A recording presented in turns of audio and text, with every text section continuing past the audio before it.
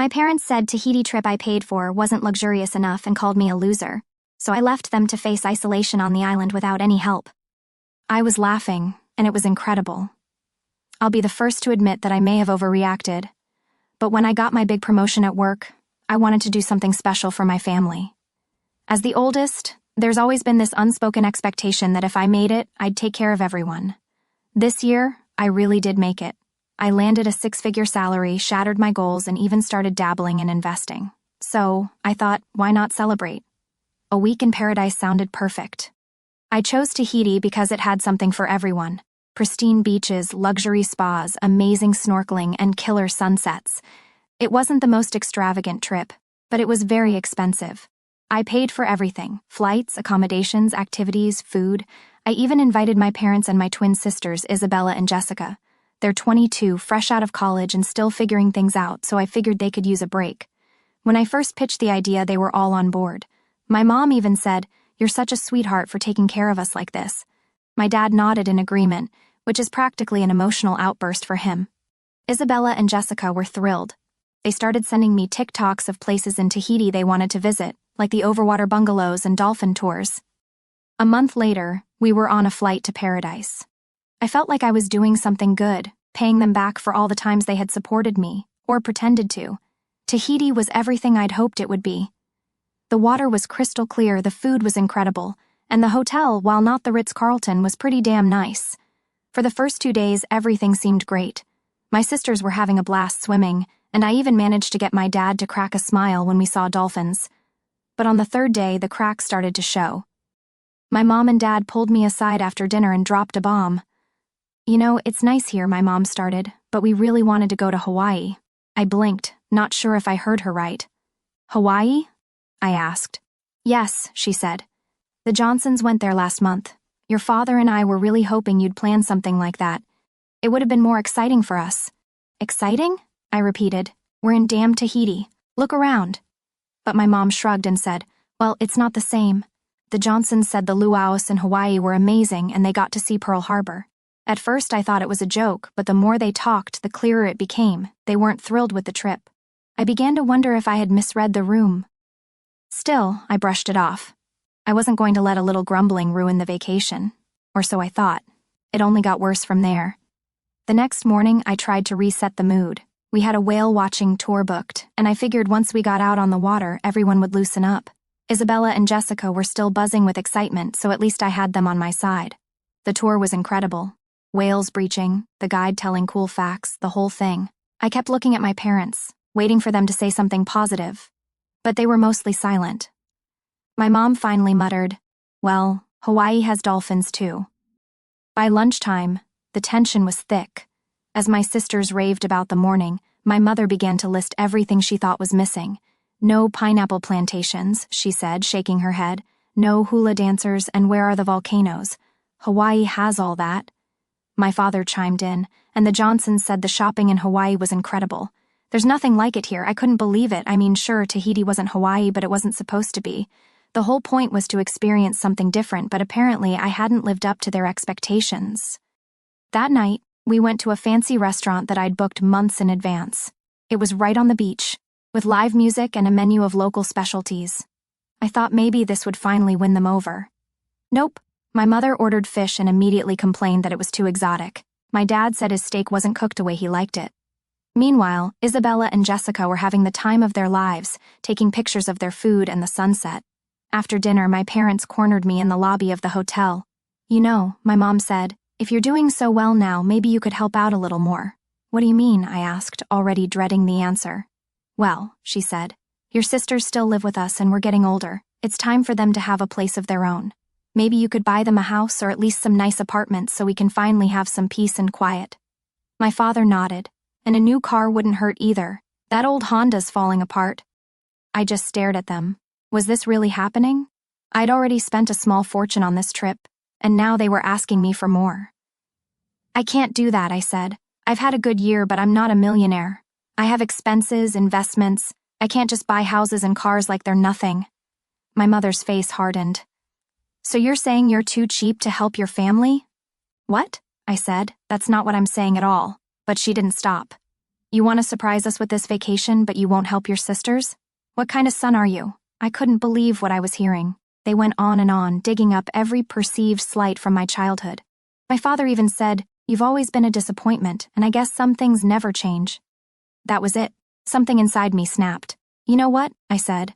"Good luck enjoying the rest of your vacation without me." And with that, I turned and walked away. I didn't sleep much that night. My mind kept replaying everything my parents had said, the insults, the guilt trips. It was like they'd been saving it up for years, just waiting for the right moment to unload. By the time the sun came up, I'd made up my mind. I was done. I wasn't going to spend another minute, let alone another dollar, on a family that clearly didn't appreciate anything I had done. I packed my bags in record time and went straight to the front desk. I told them I needed to check out early and book the next flight home. It wasn't until I was sitting in the airport lounge sipping coffee that it hit me. I'd just left my family in Tahiti. They had 4 days left, and I hadn't left them a penny. Not for meals, not for activities, not even for the cab ride back to the airport. I laughed out loud, not because it made me feel good. I didn't, not entirely, but because the whole situation was so absurd. Here I was, the supposed disappointment, and yet I'd paid for the whole trip. And now I was the bad guy for not doing more? The flight home was blissfully quiet. No passive-aggressive comments, no guilt trips, just me, a movie, and the knowledge that I had stood up for myself for the first time in years. When I landed, I turned on my phone and was immediately bombarded with messages from my sisters. "Where are you? Did you leave? Mom and Dad are freaking out. What's going on? Please tell me this is a joke." And from my mom, "How could you do this to us? We're stranded here with no money. What were you thinking? You're so selfish. You've ruined this trip." I didn't answer any of them. I figured they could work it out. At worst, they could call a friend or use a credit card. They weren't helpless, no matter how much they wanted to act that way.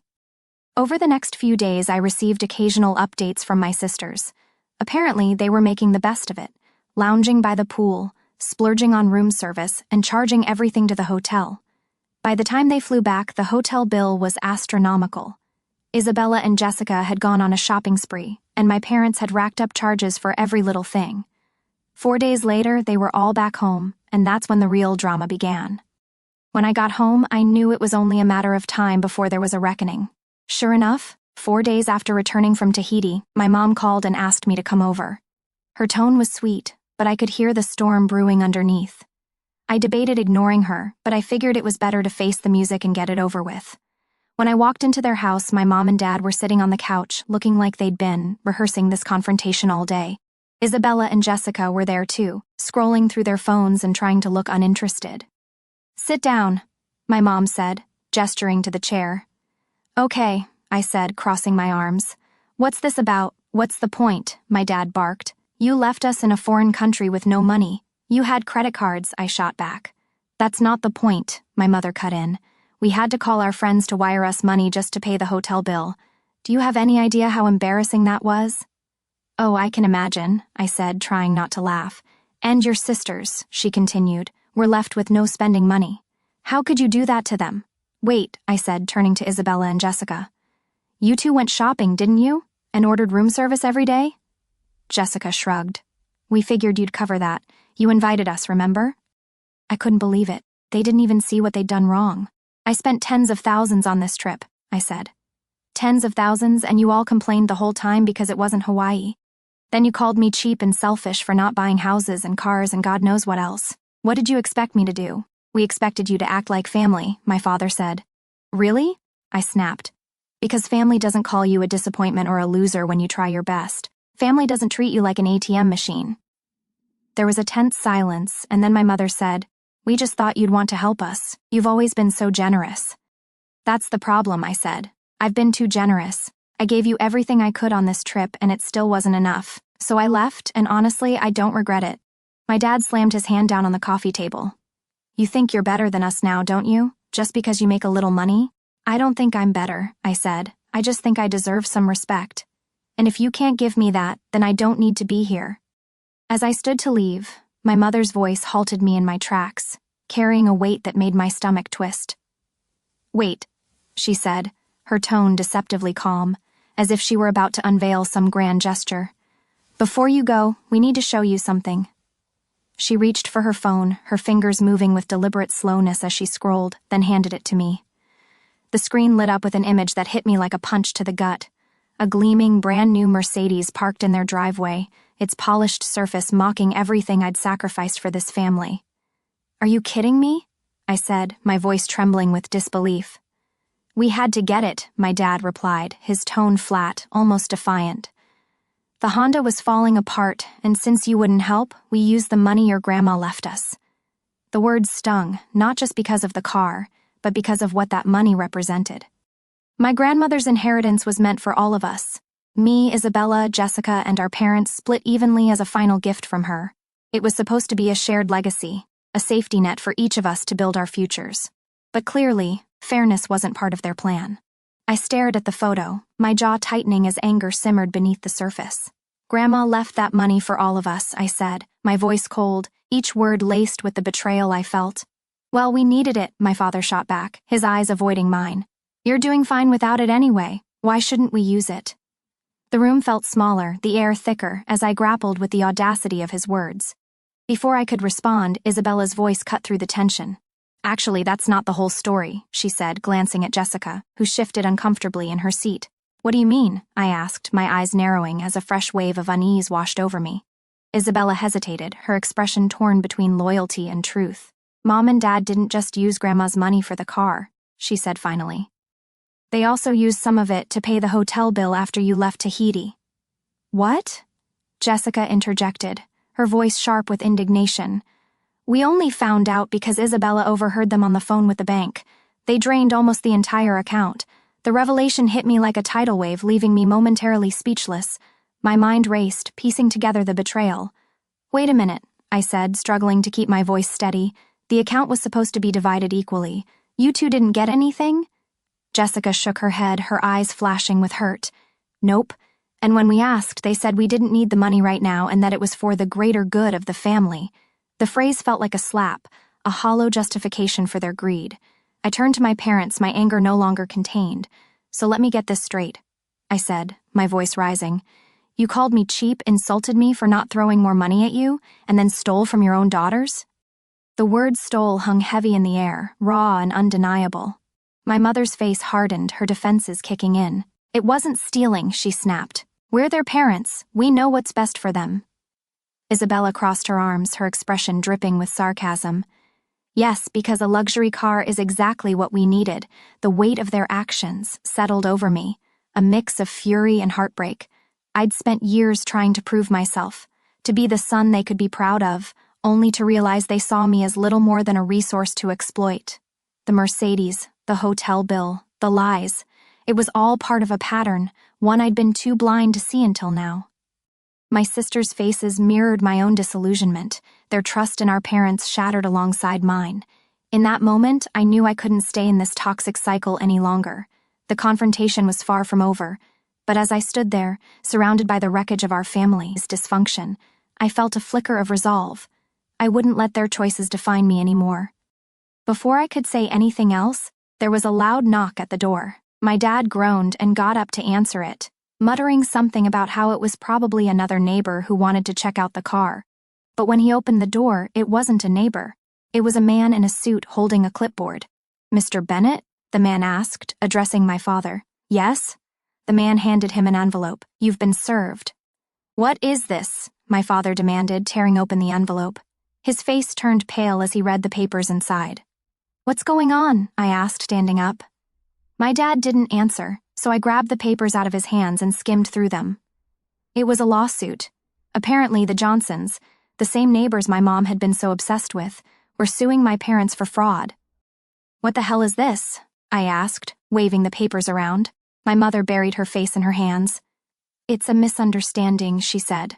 "Really?" "Because it says here that you convinced them to invest in a bogus real estate deal and then pocketed the money."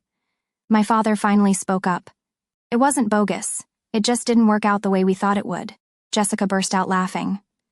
"So let me get this straight. You blew through Grandma's money, scammed the neighbors, and now you're being sued, and you still had the audacity to call him cheap?" She pointed at me. For the first time in my life, I saw my parents speechless. "Oh, it gets better," Isabella said, pulling out her phone. "I did some digging after we got back from Tahiti. It turns out that Mom and Dad refinanced the house last year without telling anyone.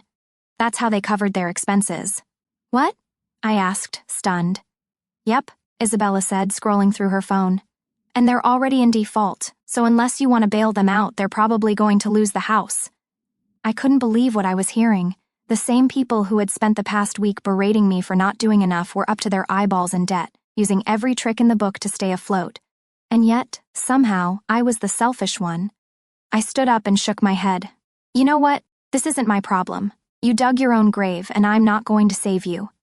As I headed for the door, my father called after me. If you leave now, don't bother coming back.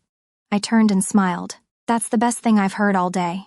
With that, I left, feeling strangely free for the first time in years. Driving home after the confrontation, I replayed it all in my head.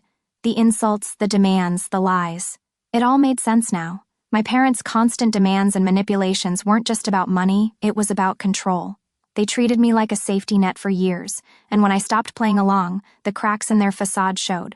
For a few days, I kept my distance, ignoring calls and messages. Isabella and Jessica texted me a few times, mostly to apologize for not speaking up sooner. It wasn't their fault, but it was clear that they were starting to see the bigger picture. During that time, I thought about why things had spiraled the way they had. I'd spent so long trying to prove myself to my parents, hoping that if I accomplished enough, they'd finally treat me with respect. But the truth was, no amount of money or success would ever be enough for them. I decided it was time to draw the line. The next weekend, I invited Isabella and Jessica over for lunch. They looked hesitant when they arrived, probably expecting me to lecture them. Instead, I told them the truth. Look, I said, I can't change Mom and Dad, and I'm not going to keep trying. But I do care about you, and I want to help you get out of that house. They exchanged surprised looks. What do you mean? Jessica asked. I mean, I'm going to help you move into your own place. A rental, nothing fancy, but something where you can start fresh. You deserve a chance to figure out your lives without Mom and Dad breathing down your necks. They were stunned. Isabella teared up, and Jessica just stared at me, speechless. You'd really do this for us? Isabella asked. Of course, I said. But there's a catch. This is a one-time thing. I'll help you get started, but after that, you're on your own. It's time for all of us to be on our own. They nodded, both looking more relieved than I'd ever seen them. Over the next few weeks, I helped them find an affordable 2-bedroom apartment not far from where I lived. I covered the security deposit and first month's rent, and even threw in some basics like furniture and kitchen supplies. It felt good, but it also felt final. This wasn't about tying them to me with another obligation. It was about giving them the freedom I'd fought so hard for. On moving day, as we unpacked boxes, Jessica asked, Why are you doing all this? I mean, after everything? I hesitated, then decided to tell them the truth, because I'm starting my own family now and I need to focus on that. But I also want to make sure you two are okay. They both froze.